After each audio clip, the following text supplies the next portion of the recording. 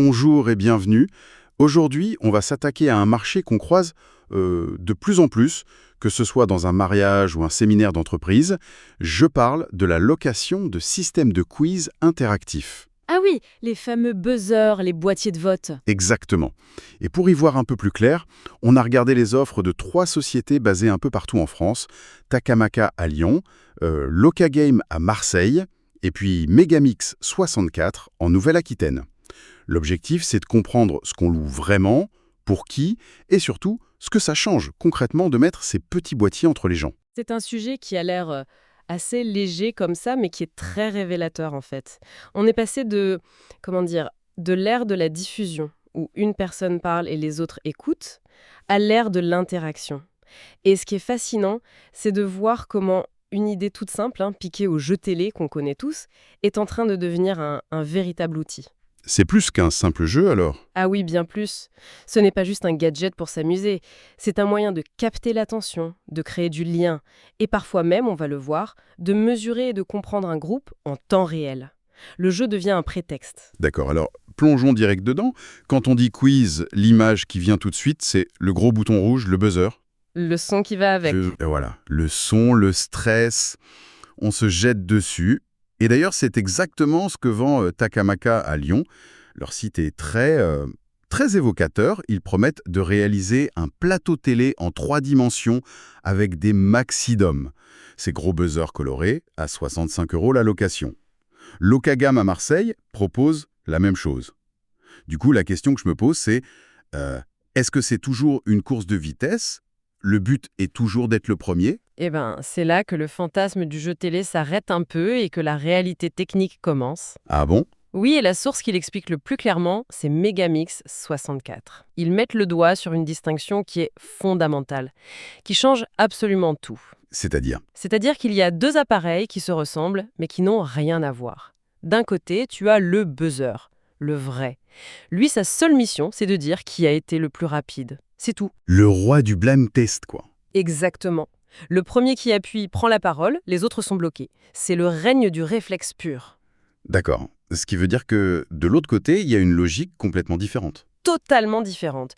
De l'autre côté, on a ce qu'ils appellent le boîtier de vote, ou la télécommande. Et là, on change de sport. L'objectif n'est plus d'être le plus rapide. Mais que tout le monde réponde. Voilà. Que chacun donne sa réponse, le plus souvent à un QCM.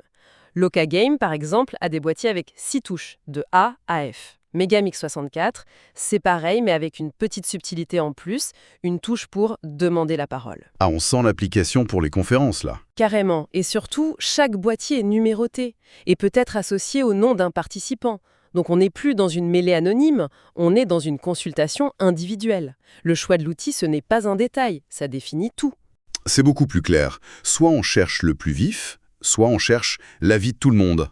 Bon, cette distinction est en fait, qui sont les gens qui louent ça? En regardant les sources, la liste est assez folle. Côté privé, Takamaka cite les mariages, les anniversaires, mais aussi les EVG, les EVGF et même les baby showers. Une baby shower? Carrément. J'avoue que j'essaie d'imaginer un quiz pour deviner le futur poids du bébé. C'est surprenant. Mais c'est surprenant, mais c'est logique. Le jeu, c'est le plus vieux lubrifiant social du monde. Ça brise la glace, ça crée des équipes, ça donne un sujet de conversation à des gens qui ne se connaissent pas. C'est un créateur d'ambiance instantanée. Tout à fait. Et ça marche aussi dans le monde de l'entreprise, visiblement. Les 3 sites parlent de soirées d'entreprise, de séminaires, de réunions commerciales. Locagame ajoute même les conventions, les remises de prix. On a l'impression que n'importe quel rassemblement peut devenir un prétexte. C'est parce que ce petit boîtier a en réalité une double personnalité. C'est ce qui ressort vraiment des sources. Côté pile, c'est un jeu. Pour le divertissement pur. Voilà. L'animation parfaite pour un mariage, pour occuper les invités entre les plats, comme le suggère Megamix 64. On est là pour rigoler, pour une compétition amicale, sans enjeu. Et côté face, j'imagine que pour une réunion commerciale, l'enjeu n'est pas le même que de savoir... Et plus un jouet, c'est un instrument. Megamix 64 appelle ça l'usage pour travailler. Et là, le but change radicalement. On n'est plus là pour divertir. Non, on est là pour optimiser la communication. L'idée, c'est de casser le monologue de l'orateur. Au lieu de demander qui est d'accord et d'avoir 3 mains qui se lèvent timidement. On pose la question sur l'écran et tout le monde vote. Exactement. Et 100 personnes répondent en 10 secondes. On obtient une photographie instantanée et honnête de l'opinion du groupe. Et le plus important, c'est l'après. Le système génère un rapport PDF. Ah oui, Avec toutes les réponses, les pourcentages globaux, mais aussi qui a répondu quoi individuellement. On passe du jeu au recueil de données. attends. Ça, c'est un point crucial. Mais est-ce que ça ne risque pas de faire un peu gadget, d'infantiliser une réunion sérieuse? On se croirait à l'Eurovision. C'est une excellente question et c'est tout le paradoxe. L'aspect ludique est justement ce qui déverrouille la participation. C'est moins intimidant d'appuyer sur un bouton que de prendre un micro devant 200 personnes. Ça désinhibe. Complètement. Et pour l'organisateur, c'est un outil de feedback massif. Imagine un séminaire de formation. Tu peux tester la compréhension en temps réel. Le rapport PDF qui en sort, ce n'est pas un score de jeu, c'est une étude de marché interne. La valeur est dans la donnée. Vu comme ça, la perspective change. Et ça m'amène au modèle économique, parce que j'ai l'impression que nos 3 entreprises ont des philosophies très différentes. Takamaka à Lyon, par exemple, on dirait qu'ils sont dans la location pure et dure. Le buzzer est à 65 €, point. C'est un article dans un catalogue immense à côté d'un baby-foot géant ou d'une table de casino. C'est ça, leur stratégie, c'est le supermarché de la fête. Le buzzer n'est pas leur produit phare, c'est un complément, un add-on facile et pas cher. Un produit d'appel. Oui, c'est un modèle basé sur le volume, très efficace pour les particuliers. D'accord. Ensuite, on a Locagam à Marseille. Et là, on change de logique. Location à l'unité, 15 € hors taxe par boîtier. Et le matériel est à récupérer à leur entrepôt. Ça sent l'offre pour les pros, ça non? Absolument. Le positionnement de Locagame est très malin. Il ne cible pas le client final, mais les professionnels de l'événementiel. Les wedding planners, les agences. Les intermédiaires. Exactement. En vendant uniquement la brique technologique, il s'intègre dans un écosystème. C'est comme s'il vendait le moteur, mais pas la voiture. C'est un modèle B2B très agile. Et enfin, on arrive à Megamix 64. Et eux, on dirait qu'ils veulent tout faire, de A à Z.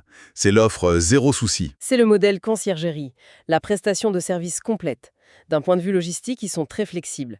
Soit ils expédient le matériel partout en France avec une caution, soit, et c'est là leur grande force, ils se déplacent avec un animateur ou un technicien. Et ils ont une grosse capacité, j'ai vu. Énorme.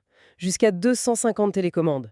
En fait, ils ne vendent pas un produit, ils vendent une solution clé en main. Mais concrètement, ça veut dire quoi, cet accompagnement? Ça veut dire qu'ils gèrent tout le stress. Leur site détaille un processus en 3 temps. Avant, rendez-vous téléphonique, ils aident à créer le questionnaire. Pendant, le technicien installe, fait les tests, assiste. L'organisateur peut se concentrer sur son message, pas sur les câbles. C'est une assurance tranquillité, en fait. Oui, et le plus important, c'est l'étape après. C'est là que leur modèle prend tout son sens pour les entreprises. Ils fournissent le fameux rapport PDF avec les données. Ils ne louent pas du matériel, ils aident à le concevoir, à le faire fonctionner et à en analyser les résultats. On est très très loin du simple carton de buzzers à aller chercher dans un entrepôt. C'est une approche à très haute valeur ajoutée. Fascinant de voir ces 3 stratégies. Le supermarché, le fournisseur B2B et le service de conciergerie. Parlons du cœur du réacteur, le contenu. Qu'est-ce qu'on met dans ces quiz? Megamix 64 donne des exemples assez classiques. Quelle est la couleur de la voiture de Starsky et Hutch? Le genre de choses qui marche à tous les coups. C'est la base, le contenu prêt à jouer. C'est parfait pour l'offre de Takamaka. Rapide, efficace, ça met l'ambiance sans se prendre la tête.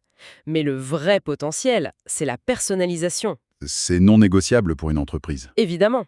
On ne va pas leur demander la couleur de la voiture de Starsky et Hutch. Non, on imagine plutôt des questions sur les nouveaux produits ou la stratégie de l'année. Exactement. Et Megamix 64 insiste beaucoup là-dessus. Le client peut créer un quiz sur mesure avec ses questions, son logo, ses images.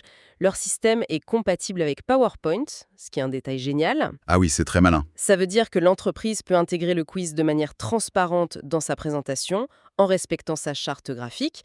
L'animation ne fait plus pièce rapportée. Elle est intégrée. Et au-delà des questions, on peut aussi varier la façon de jouer. Ce n'est pas juste une succession de QCM. Oui, et la technologie permet des choses assez fines. Il y a le classique le plus rapide, où seul le premier qui trouve la bonne réponse marque les points. Il y a la mort subite. Une mauvaise réponse et on est éliminé. Ah, le meilleur moyen de se débarrasser de son collègue un peu trop sûr de lui au séminaire. Je vois très bien. C'est exactement ça. Ça ajoute une tension dramatique. Mais il y a aussi des modes plus collaboratifs. Le mode réponse du public est un sondage pur. Il y en a un que je trouve très original, la majorité. La majorité, comment ça marche? Dans ce mode, la bonne réponse est définie comme celle qui a été la plus choisie par l'audience. Ah, c'est génial. C'est une manière très subtile de jouer avec la notion de consensus, de pensée de groupe.